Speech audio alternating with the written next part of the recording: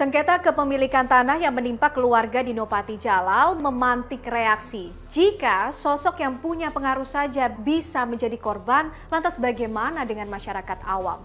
Mampukah program sertifikasi elektronik yang tengah dicanangkan pemerintah mampu mengunci rapat pintu praktik mafia tanah atau sebaliknya?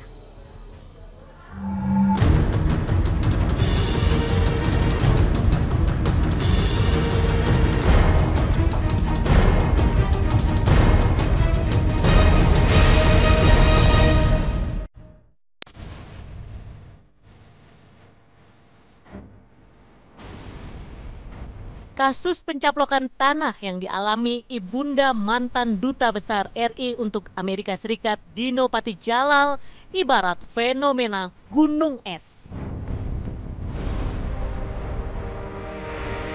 Perkara serupa memang sudah memakan banyak korban di kehidupan masyarakat sejak lama.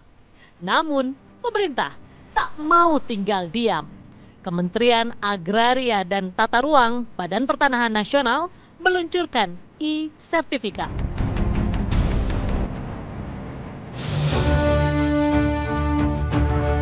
Pemberlakuan sertifikat elektronik ini digadang-gadang bakal membuat para mafia tanah mati kutu.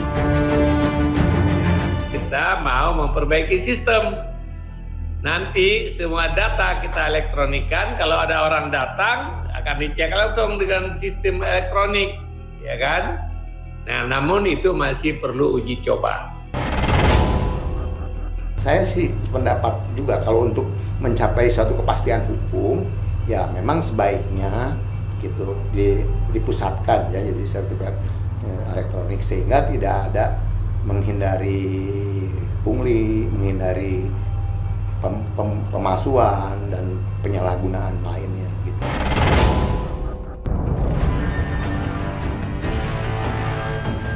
Dengan berpayung pada peraturan Menteri ATR Kepala BPN nomor 1 tahun 2021 tentang sertifikat elektronik, pemerintah akan menguji coba penerapannya secara bertahap. Sekarang ini sudah mulai, tetapi masih di dalam konteks pilot project. Jadi kalau pilot project ini adalah hanya di sejumlah tempat yang dianggap sudah sangat siap untuk kita lakukan, karena tidak bisa kita lakukan adalah secara serta-merta secara nasional. Jadi kita adakan ini pilot projectnya di Jakarta dan di Surabaya terlebih dahulu.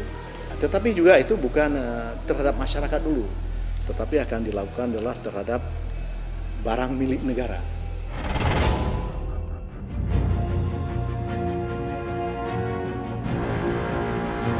Konversi sertifikat tanah dari analog digital memang bertujuan untuk memberikan kepastian dan perlindungan hukum kepada pemilik tanah.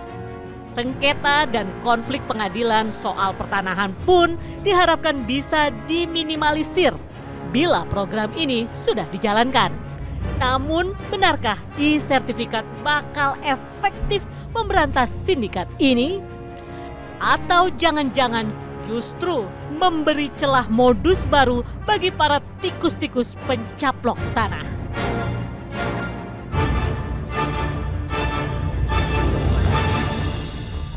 Sertifikat elektronik kalau bersifat backup itu saya setuju. Tapi kalau misalnya diganti menjadi itu jadi pegangan, itu saya kurang sependapat karena ada dua kelemahannya. Secara teknis, apa yang tidak bisa diretas? Kalau cuma itu satu-satunya, ya. Yang kedua adalah secara hukum.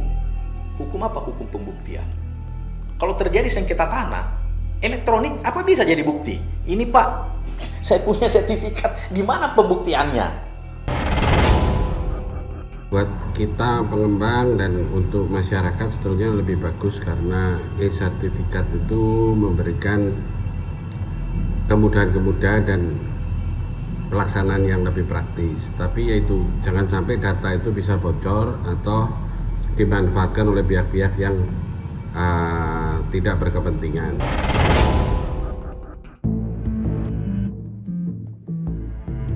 Lantas, bagaimana cara agar bisa terhindar dari jeratan mafia tanah? pertama, jangan tergiur dengan embel-embel DP yang besar.